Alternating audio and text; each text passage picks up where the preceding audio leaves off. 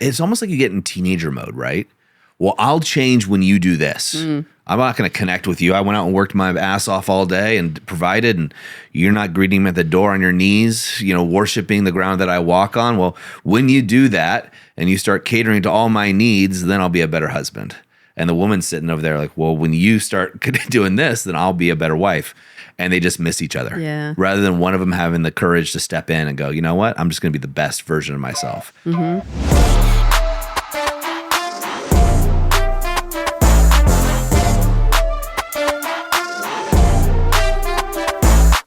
Hey guys, welcome back to another episode of the TPM Show. I've asked my wife to stay once again and do another episode with us, the beautiful Erin Holt. Thanks for being here, babe. Hey, I'm here. I know. Love being here. I know you do. We love having you here on the show. The guys absolutely love it. I know that you had a lot of topics prepared and things to talk about, but I wanted to throw you a curveball. And that's not really a curveball, but a question I get asked a lot from the man's point of view, and I'm going to flip it around and from a woman's point of view. How does, I don't expect you to represent all women, by the way, so Okay. Give that out so all men know this too. But how, on average, and you do group coaching with women, so you talk to a lot of them. On average, how does a woman know when it's time to leave the marriage? Oh gosh, that's a really big question. Thank you. Well, the first thing, it just like, not knowing you're going to ask me, that's the first thing that comes to my mind. It's a feeling. I think this is a different than a man would know, like for inside of you.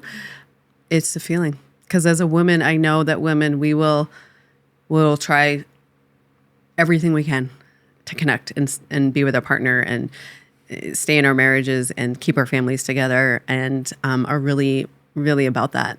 I mean, of course, I'm just going to, we got to say, unless there's abuse or things like that. And we will exhaust ourselves to do that.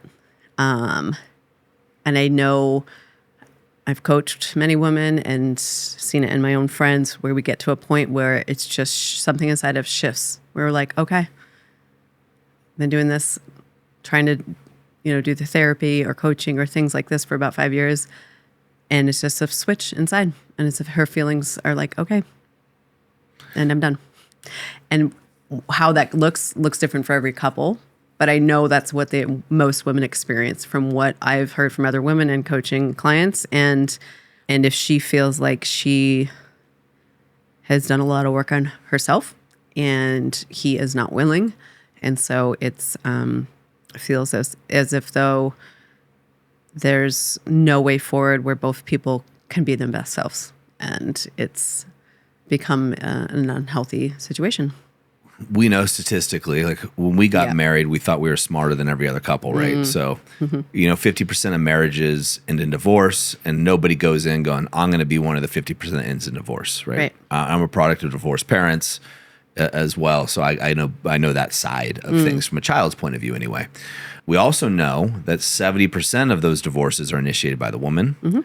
That number goes up to 90% if she's got a college degree or higher. Why do you think it is that so many of the women are initiating the divorce versus the men?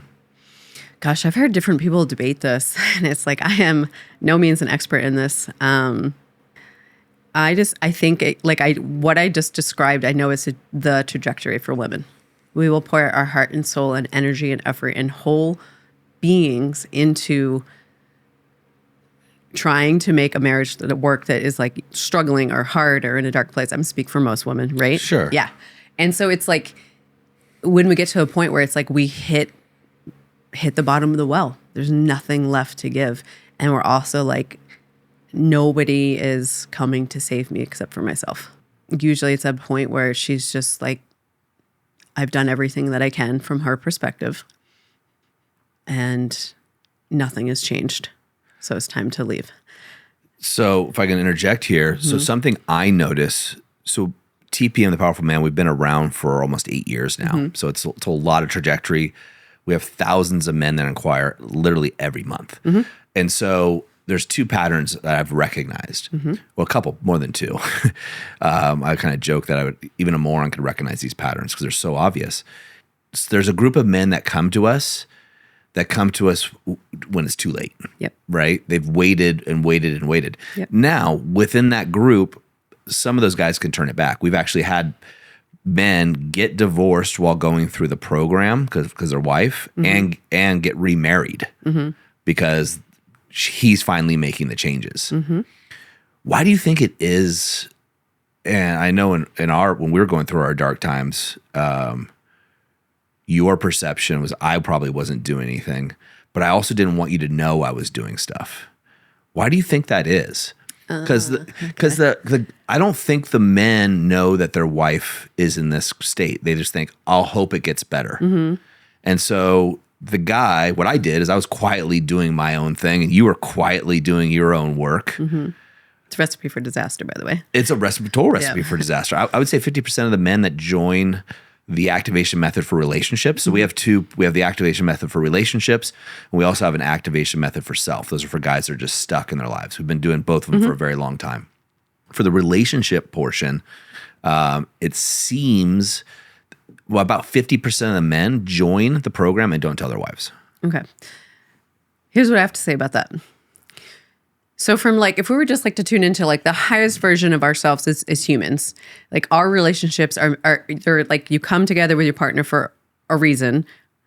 At first, we all think it's because they're amazing and everything, and they are. But there's your partner is going to trigger your deepest wounds. Yep. Way deeper than anybody else. You can use this as a healing ground and grow from it and just go in knowing this. Then it can be a cauldron for some of your biggest growth in your life. If both of you guys are on the same page. And part of that requires deep honesty and transparency. And so it's sharing what's coming up for you more quickly than not. Sharing what you're scared about. Sharing what you're doing, what you're up to. Hiding secrets of any kind in any relationship is never going to work out the way that you want to. It just literally stunts the growth of any relationship. Never mind the one that you're wanting the most connection with and the most intimacy with. And it's it's not you're a bad person. We all have these little things that we think oh, if I make, believe I have a little white lie, I'll keep this so I don't hurt their feelings. It's actually doing more harm than good. I think sometimes the guys, they're in such a bad place, they wait too long. The most common thing I hear from men that when I meet them in person, which is my favorite thing to do, is, man, I've been listening to the podcast for 1 year, 2 years, 3 years, or what have you, before I actually took action, or I tried to and something happened, or I missed my appointment with an advisor, and they wait so long that by the time they actually join and take action, it's almost like repairing a boat while it's sinking. They've waited such a long time to actually jump through there. But when they do join, what happens a lot of times is some marriages get fixed in a week. And it's not because of anything's changed. It's because finally the wife's oh, thank God he's doing something. He's actually showing he cares enough to take action. And it's not the work he's doing. I'd love to think that the work that we do is the best in the world. And it doesn't take effect in a week. That I know you have to do the work. Yeah. And so do you think a lot of women, your girlfriends, women you coach, when they see their man finally taking action to better himself, do you think the feeling is oh, finally he's doing something? Or is it more okay, he does care about our marriage, so he's doing something, or at least he's trying? I think it's a blend of both, but it's also how do I say this? Women, we live in the world of emotion and energetics. Okay. So it's we can, the biggest gift, if you allow it, from the feminine for the masculine is we can hold space energetically and see the best version of yourself. Now, granted, women, we have to do this in a loving, kind way. But if you allow it, the feminine can kind of hold space for you to rise into the best version of yourself. And so she can see your greatest potential. She can see where you're self-sabotaging yourself or doing things that are unhealthy or filling voids with drugs, alcohol, porn, whatever. And it's it's really, really, really attractive and makes us feel safe when a man can lead himself well. And leading yourself well is doing things whatever, we're on the powerful man, doing things where you're surrounded by healthy men, having really big conversations, doing really wonderful things in their life, or therapy or whatever your thing is, but you're taking action to take care of yourself in a healthy way. That's clutch right there. If your version of taking care of yourself is just going out to bars and drinking and kind of flirting with women, pretty much guarantee that's not going to support your marriage thriving. Why not? Yeah. Also, that takes us out of, we don't want to be in this role, but in a weird dynamic that can happen of like a mothering role. Because we have that ability to see your highest self and intuitively know things about you that you might not even know about yourself. Yeah. It's really healthy for men to have a space to go with other men to work on themselves. And we all have stuff to work on. Heal their shadows, heal their trauma, learn techniques to really support themselves being their best selves, and be in a supportive environment with other males and work out their stuff there, and then come back to their women saying, hey, I wanted to share this with you. I've been working on this thing, and I really have a different perspective on it for myself and the impact it might have had on you, and I wanted to clear that up. That's very different than you being like, birthdays were always really hard for me, and I don't know how to deal with birthdays, so every birthday I'm going to ruin it and self-sabotage it and then blame that you didn't celebrate it good enough or something. I don't know. Just, and it's just being like, wait a minute, this feels awful for everybody involved. And it's just at a certain stage of your life, if you're not managing what happened to you in the past and dealing with it, you're going to like literally just dump it all over your partner and your family. And it's honestly pretty irresponsible. And it's really, really important that you are responsible for your own internal world. So that is what she's wanting. Yeah. Because she doesn't want to be in the role of mothering or caring for you because you're not caring for yourself. She wants to be your lover, not your mother. Yes. Yeah. And if I could, I'd reach through the TV if guys were watching this, and guys, you should be watching this on YouTube or something. Erin looks great. But if they're listening to us, and just shake the guys, like I want to shake my former self, right? Mm-hmm. I would listen to so many audiobooks and podcasts and go from one to the other to the other. And I call it educational masturbation. Yeah. Right. Yep. You're going from one thing to another. And the guys don't have to join our program, but do something. Do something. And I think there's two things that happen when a guy goes to better himself. One is, to your point, his energy just naturally shifts, right? He's bettering himself. His stock is going up, so his confidence is going to go up. Also, if it's a course on relationships, he's going to be in the conversation of a great marriage. Yeah. And so he's going to naturally find those things. And if it's a good program, which I hope it is, there's several. We have a lot of guys that we're their third program that they've tried type thing, and the final one. So I know there's some that aren't that good, but if he comes here and he goes, his energy changes. The second thing is, I got to imagine his wife is seeing his stock rising because he's investing in himself, right? So she's going, okay, he's going to start reaching that potential, or I'm getting a better man out of this deal. Not that they're just that pragmatic, right, a woman, but also she's going, he cares enough about me and our family that he's doing something to at least try. Now, even if he's not perfect, her knowing that he's trying to be better, I would imagine gives a lot of women hope.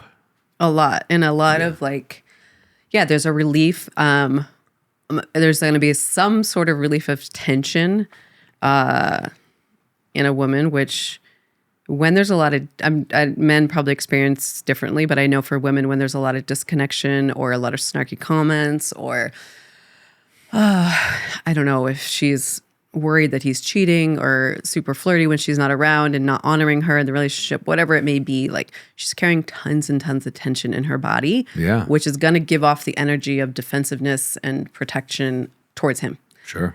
Like one of the most attractive things about, or two of the attractive things about men is like their leadership from a place of love and devotion for her, like healthy.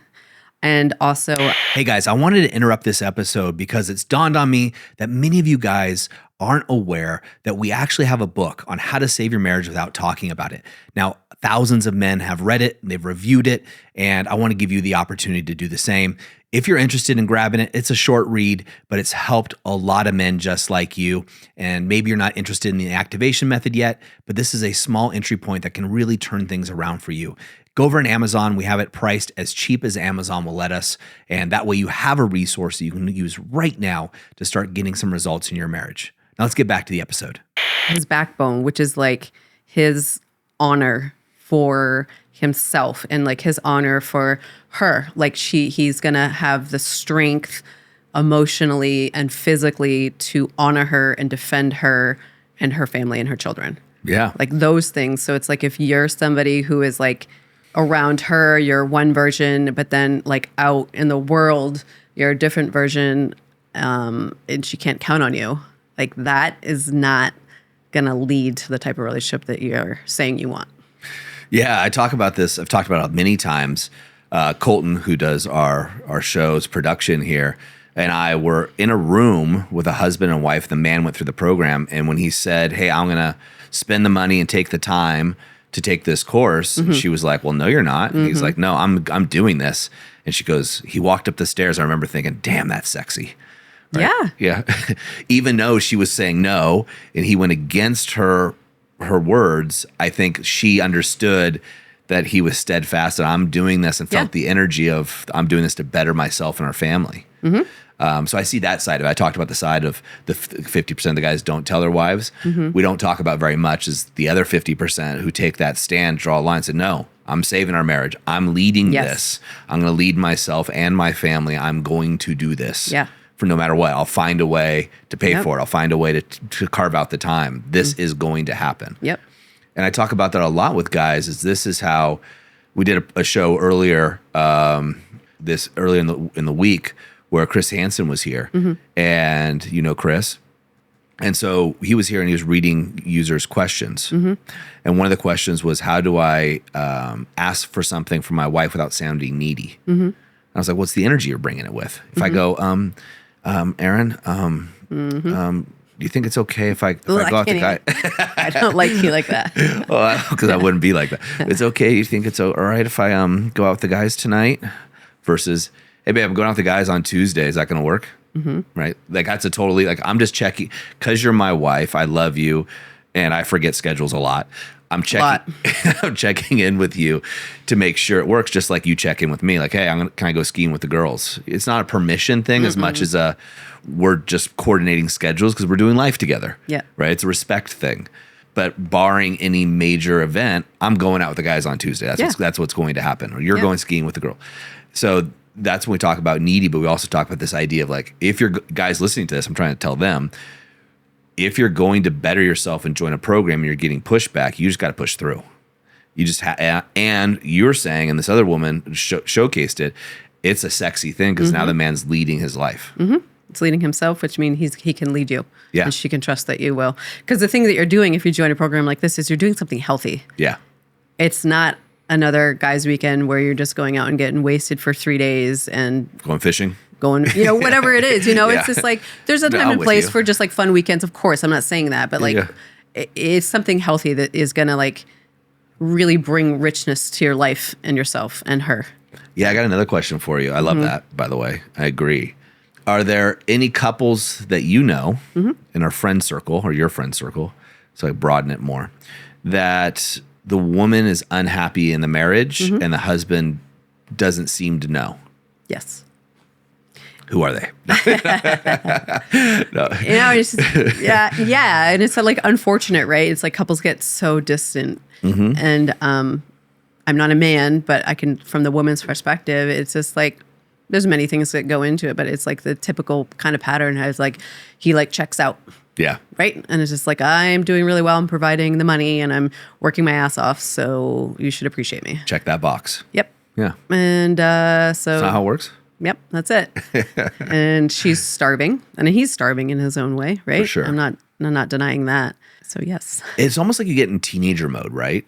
Well, I'll change when you do this. I'm not going to connect with you. I went out and worked my ass off all day and provided, and you're not greeting me at the door on your knees, worshiping the ground that I walk on. Well, when you do that and you start catering to all my needs, then I'll be a better husband. And the woman's sitting over there like, well, when you start doing this, then I'll be a better wife. And they just miss each other. Rather than one of them having the courage to step in and go, you know what? I'm just going to be the best version of myself. I remember when you and I were going, this is off topic a little bit, but when you and I were going through our stuff, I've talked about this. And I remember being completely resentful of you, running on the beach in San Diego and the waves crashing. I remember the waves hitting my face because I was just mad. I was just running and going, okay, have I been the absolute best husband I could possibly be for 30 days consecutively? And the instant answer is like, boom, no. I was like, shit. And I had that realization of like, okay, maybe I can't blame it all on her because if I haven't, and that's just the best husband I know of, right, at that time. And there wasn't the powerful man. There weren't courses like this available. At least I couldn't find them. And I remember thinking about it, had all that anger. And I'm talking to my former self that will be listening to this, right? Because I wasn't listening to a podcast that time, but I did it a lot. Have I been the best version of myself showing up for at least 30 days? Just 30 days, which is a small time, really. And when the answer came back no, that's when I knew it was my turn to get out of blame and start looking inward and go, okay, let's see what happens if I show up that way. And it was hard to show up that way. I remember I would slip time and time again going, okay, that's not the best version of what a husband would do. Shit, I can't even make it 30 days. Like what's going on here? So I think you're talking about the couples that you know, and you said yes very quickly. So I assume there's more than one. Well, yeah. The other thing that can happen is like what you're saying, yes, right there, is like we're not taught how to do, first and foremost, in relationship with ourselves. Yep. And then you bring two people together with completely different families and backgrounds and upbringing and maybe geological, just like, and then like, here you go, let's get married and it's going to work out. Perfect. Yeah. Right. And it's like, and then after you say I do, all the problems go away. Yeah, totally. And it's like a super common thing. And we're going to talk about this a lot in the activated couple, but it's like, there's so many inverted marriages, and we were there, where the woman's more in her masculine, and inside of the relationship, probably not at work, but the man is more in his feminine. So she's kind of running the show, making all the plans, managing everything, and that have to do with the house and the kids, and the finances, and who's doing what and who's going where, like managing, telling everybody what to do, holding it all, and so she's tired, exhausted, resentful, angry, can't trust you, burnt out. And he's just kind of like checked out and like, cool, whatever. I'm just like kind of here. Yeah. And I'm not leading and I'm not in charge. I'm just gonna let you do your thing. And I'm going to kind of just be in the back corner so I don't cause any fights and everybody's miserable. Mr. Nice Guy. Yeah. And it's miserable for everybody involved. 100%. And everybody's hurting. Yep. And it's like really, really healing to heal your own relationship first, with your own masculinity and femininity inside of you. Yeah. And really come to a place where you're in your like divine feminine and your noble masculine, and you can honor that in your partner. Yeah, I think sometime it'd be fun, not this episode, but for us just to talk about, in retrospect, our past relationships and how we used to do it and the stories we used to tell ourselves. So different. It's night and day it's different. So young. That's what it is. It's just we were not even age-wise young, because we were actually like quote unquote a little bit older when we get together, but the way we related to ourselves and relationship was so young. Yeah. I don't think I'd use those words. I know what you're trying to say, but yeah, immature. Very immature. Yeah. Wise in so many other areas. Again, we don't have to go into it at all, but you felt like you were crushing it in all areas except for our marriage. I felt like I was fucking absolutely crushing it in every area except for our marriage. And couldn't figure out why that is. And we just were never taught. I think most people have this idea that it's like sex. Like it's not talked about. You're just expected, or managing money. You're just expected to know how to do it. Just good luck. We'll teach you geometry. We'll teach you algebra. We'll teach you English. All these other courses that you can take on economics, but we're not taught about relationships. We're not taught about money usually in schools. And those are the two biggest issues that people face in their lives typically, and their health, right? And those are the things that aren't taught. Our kids aren't getting educated in this unless we teach them, which we do. And it just really baffles my mind. Like what's the reasoning behind that? Or maybe there isn't one. Yeah. And with that said too, it's like that part, I know like it gets you too. It makes me emotional. It's like thinking about like the woman I coach or the men you coach, the impact it has on them, and like the way it's just the massive ripple effect it has on the children. It's like, it's why I do what I do, because men have their role in the family that is massive. Women are like the heartbeat of the home, like a happy whole mom and a happy whole dad, like the impact that has on that child there's nothing more important. Yeah. I mean, this is way off topic, but the last event that I led, I ended up yelling at a guy. He was so stuck in his head, and you could see that he was blaming his wife and playing the victim card rather than taking responsibility. And he had 3 little young kids, basically. And he was too scared to do what was necessary to get him to the place he needed to be. And so this is the event about. I'm not going to mention it any much about it. But I go, dude, I'm pissed. I don't understand why you're not angry right now, because I'm mad. And I'm mad at you because if you won't advocate for your kids, I will. And he was just like, whoa. Like, it was shooken. But that's what he needed. He needed someone just to kind of shake him. He's a great guy, super strong physically and emotionally, but he was just so stuck and frozen in this pattern. Yeah. I felt called to be the guy to step up, and I didn't physically shake him. But the way I said it, he felt, and I felt it. I get teary-eyed even thinking about it. It's like, dude, like, you got to do something.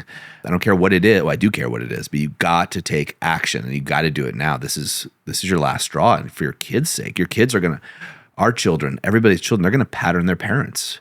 I see so much of your just natural things just like your parents. And I'm sure you see them in me with my parents. And sometimes they're good things and sometimes they're not so good things. And I know I speak for myself, some of mine are not so good that I've worked really hard for years on going through. And again, I'm not perfect by any means. I do know what they are, and I am conscious of them for the most part. And I think people get to do that and get to advocate for their kids and do the work for your kids. If I tell guys this all the time, hey, your marriage may not work out. It just 50% chance, it's statistics, 50% chance it's not going to work out. But you betting yourself, your kids are going to get the knockdown effects. I have a guy who I shared his story with you. I'm not going to share it on this podcast, but with him and his daughter. And I was like, dude, here are the things I want you to do. You're going to lead by example. This is the best. It's a horrible situation. Here's how we're going to make it the best. And we attached it to his goals. I go, now you have all the motivation in the world to achieve your goals by being an example for your daughter. You can set this example and shine so brightly that you carry her out of her darkness. And I'm passionate about this, obviously. I get into it because it's just, we say at TPM, and I don't think a lot of people believe when we say this, but we save the children by saving their fathers first. And with the activated couple, we're going to be stepping out into the wives too, with you. And, well, yeah, and your and same coaching. thing. It's like, I can't tell you how many times it's like getting the mother back connected to herself and just the impact it has on her motherhood. It's why I do what I do more than even like, that's the deepest reason is the children. And now I'm thinking that's like, maybe we should do, activated couple for sure. And maybe a podcast on like little things that we do with our kids or practical things that we can maybe help other people do with their children at some point. I love these conversations with you. I know the guys get so much out of it. Thanks for coming to the TPM Ranch. I know you got a busy day today with the things that you want to do. So appreciate you sharing your knowledge and your love with the men. Thanks for having me. You got it. Gentlemen, as I always say, in the moment of insight, take massive action. Erin just dropped so much knowledge here. I know we went all over the place with this, but the general consensus is you want to know what a woman's point of view is. You want to know how women think. Men and women think different. We're biologically different. So I'm not sure why society has taught us, at least me growing up, that we're the same, because we're not. So take a woman's perspective, re-listen to this, take some notes on what Erin's talking about. And if you're in a position where you can be in the car or throw on YouTube onto your TV and sit down with your partner, your wife, and watch this episode and get some insights and have a conversation about it, especially if you're in a place within your marriage where you're finding it tough to find things to talk about. Like you're not sure. It's just, you're talking about your day-to-day, nothing deep or significant. Well, instead of just throwing out a random question, use this as a vehicle to stimulate conversation and stimulate connection. And if you're not there right now, I get that. We've been there transparently in our marriage where we didn't want to talk to each other at all. And we made it out to the other side because we did the work. And that's what you got to do. You deserve more than average. As I always say, I got a poster on my wall. You have one ticket, this event we call life, one that's guaranteed. I don't know if there's another one, but we have one. So you got to play better than average, guys. You just have to. You deserve it. Your kids deserve it. Your wife deserves it. And the world deserves your light and your energy. We'll see you next time on the TPM Show.